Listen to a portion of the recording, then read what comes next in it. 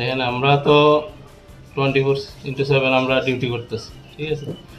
আপনি খবর নিয়ে দেখেন, আমরা অনেক কাঠ সিজ করে আনতেছি, জুমবাড়ি থেকে প্রচুর সাইকেল আমরা সিজ করে আনছি।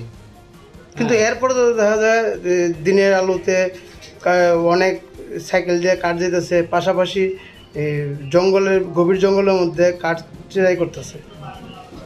তো দিনের বেলা আপনারা সেই টহলদারিটা দেন না জঙ্গলের মধ্যে? না, দিনের বেলা আমরা যাইতেছি, যাই না যেতে না।